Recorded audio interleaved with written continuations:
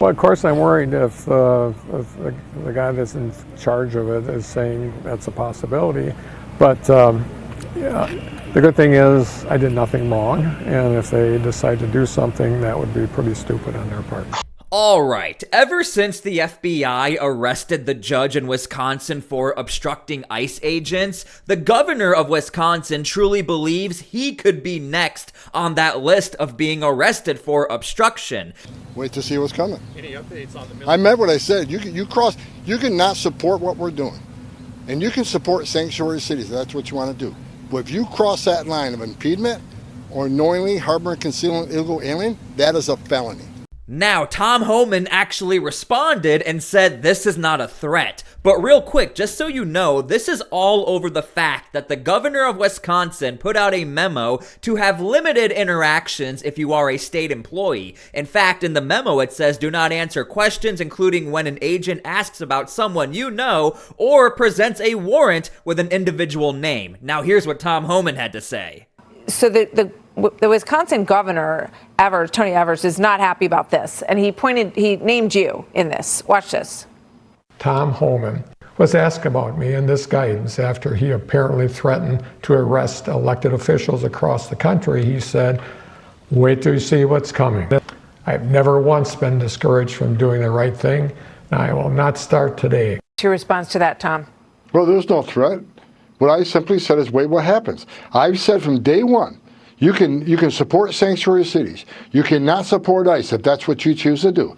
But if you cross that line on impeding our law enforcement efforts or knowingly harboring, concealing an illegal alien from ICE, those are felonies. Tom Homan is simply saying, look, this is not a threat. This is simply the law. You cannot knowingly hide or harbor an illegal alien if you know they are there, considering even in the memo itself, it says do not answer questions, including when an agent asks about someone you know or presents a warrant with an individual name. Now, you would think Wisconsin might be trying to lay low right now. Nope, they're suing Donald Trump. 15 states, including Wisconsin and Washington, D.C., are challenging cuts to the Department of Health and Human Services. Now look, this has nothing to do with deportations, but it does show that Wisconsin, they have no problem of trying to face the Trump administration within the courtroom. Those are felonies, and we will seek prosecution.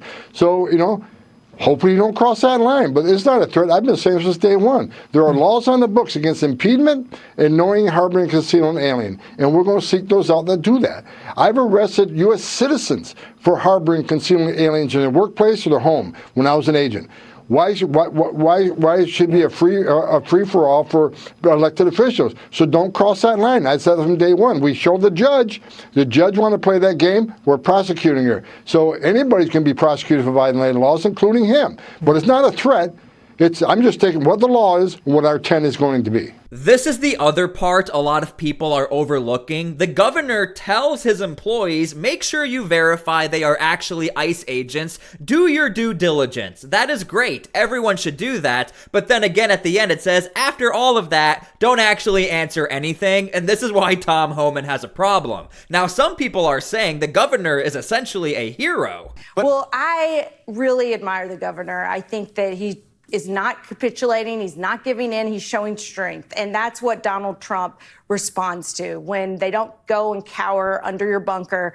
And he's just giving legal advice. It doesn't seem that there would be any grounds to prosecute him just for telling employees to talk to a lawyer and to use legal counsel that's available. So I don't know. It seems like a pretty thin case there. Now, just a quick reminder so you can have an educated opinion. Obstructing a law enforcement officer is defined under state law as when a person willfully hinders, delays, or obstructs any law enforcement officer in the discharge of his or her official powers or duties. Willfully hinders or delays. Isn't there something in this memo that says even if they have a warrant or judicial permission. They're not supposed to still talk to the ICE agents. Let's continue. Yeah, I mean, I was just really surprised kind of by Evers, right? He's not really someone who's like out there, out front, ready to take it on, part of the quote unquote resistance. And so for him to stand up, do it in a straight to camera, so it's like, you're hearing from me on this, I'm not afraid, here's what I actually did. I think that's probably something that other politicians on both sides of the aisle should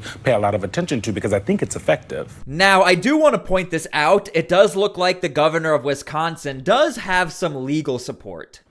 Now, Matt, you reached out to the Justice Department today about what may be next. Yeah, Justice Department spokesperson declined to comment. We asked whether the federal officials believe this state guidance is legal and what, if any, other action is now underway.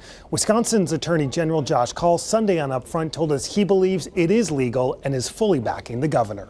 Now, make sure you guys are subscribing or liking the video so I can keep you guys up to date with all of the drama going down in Wisconsin for obstruction. And by the way, obstruction might be happening in Newark, New Jersey. This story is rather interesting. Lawmakers in Newark are worried a detention center reopened by ICE officials to house immigrants could be in violation of local and state laws. Now, that hall is a private for-profit facility with room for more than 1,000 people. Mayor Ross Baraka says that ICE renovated Delaney Hall without the proper work permits, inspections, and certificate of occupancy, and this poses some safety risks. So he has filed a complaint in county court. Now, you can't make this stuff up. As I was filming this video, I just got an update that the mayor of Newark has tried to break into this ICE detention center. Leave for your car. Yeah, right here. They wouldn't let us in yesterday, so we're here today trying to get in, and we're going to get in today. Who do you believe is inside? It doesn't matter who's inside. I think they may have detainees in there. They're not supposed to be in there. That's our position. Nobody's supposed to be in there. We've allowed the courts to negotiate this when there was no detainees in the building. It was just workers, GO, and us. Now, I already know what you're all thinking, and I can't find the response from the mayor or the city of Newark. Well, if the building is not up to code and the federal government has a legal contract with the private company running the building, why not just put the building up to code and let the facility run? I mean, the hypocrisy is real here, Martha. So what do they want? I mean, I'm going to ask them the question. Do you want us to have facilities so that these illegals can have due process, even though they have administrative orders that say that they have gone through the court system and they should be deported? Or do you want us to just put them on a plane and ship them out? Here you have a mayor who's slamming opening up a facility, is obviously grandstanding because he is running for governor, and is getting in the way of us giving due process when they complain about it. And remember, obstruction is a very vague law. Willfully hinders, delays, or obstructs any law enforcement officer in the discharge of his or her official powers or duties. And remember, ICE agents, they do fall under the category of law enforcement. It's unbelievable. So what would they prefer, them on the street or just get on the plane? You can't make it up. We don't know what they stand for anymore. All I can tell you is all they stand for is anything anti right now, anything anti the DOJ's efforts, ICE's efforts to come down on criminals who came in illegally. And it's got to stop. It's a waste of taxpayer dollars. I know in Newark in particular, we have so much crime, gangs. I'm working there. I work there every day. We need to refocus taxpayer dollars on real things. This grandstanding needs to stop. It's a waste of time. So as you can see, Republicans, they are calling out the double standard that Democrats seem to have when it comes to deportations or ICE. Now, this is the perfect segue when it comes to double standards, because now the Trump administration finally has the ability to actually talk about what's been going on with these deportations and some controversies. Check out how much time the Trump administration really has to explain themselves whenever a Democrat asks Kristi Noem about this subject. Were any of the individuals who were deported, who had U.S. citizen children deported with them, were they given an opportunity to sign that form? When these, the specific cases that you're referencing with these children, it was the parents' choice to take their children. And did ICE which it is the follow policy through of the on the Trump policy? administration to keep families together. Ma'am, reclaiming my time. I told you at the top of this, ma'am, reclaiming my time. I said that the questions are really simple, yes or no.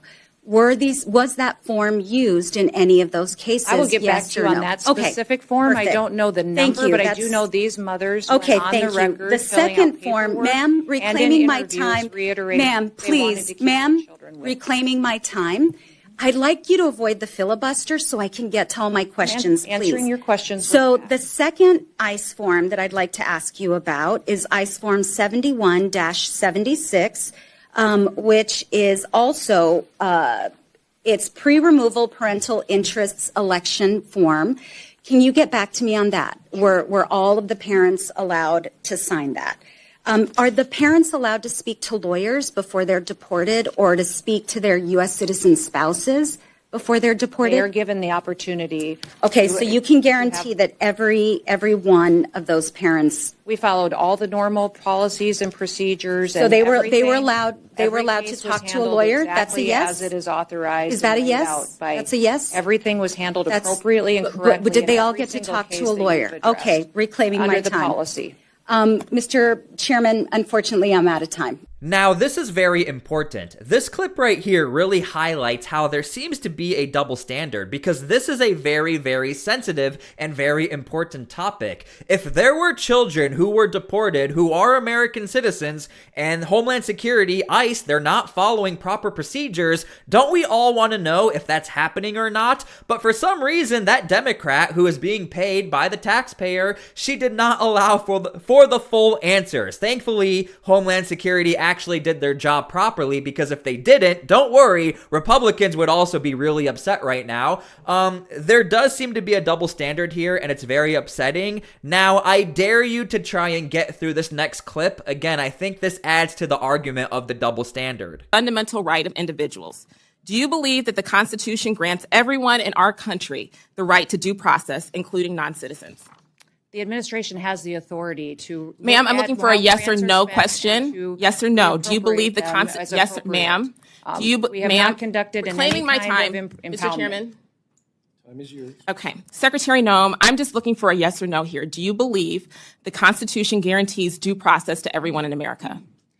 Due process is exactly what this Congress lays Yes out. or no? It is, Okay, and the ma'am, tools I'll take you that as give a us no. on due process Excuse me. is I'm trying, afforded to. ma'am, I'm trying to ascertain your understanding of the law as it applies to your department. And you as its leader should be able to give us a yes or no answer because judge after judge has ruled that the law is not being followed. Do you believe that the U.S. government has the authority to deport American citizens? No, and we are not deporting great. U.S. citizens. I'm so happy to hear that you do not believe that the law gives you that authority because the federal government has no authority under U.S. laws to deport any American citizen. And as I know, everyone viewing this hearing today knows that several American citizens have been deported to date. That is not Secretary true. Noem, that was not a question. Secretary Noem, that oath that we both swore before taking office was to protect and defend the Constitution. So as you can see, once again, another very sensitive topic, and finally, we have the one opportunity to hear what the head of Homeland Security has to say about these deportations and the possibility of maybe accidentally deporting American citizens and how we can mitigate those risks. Nothing. Absolutely nothing. This is why a lot of Republicans have a lot of issues right now with Democrats who are supposedly so upset over this and really want to make sure we are solving the problem. That was the one chance you had to help solve the problem, and none of us got there.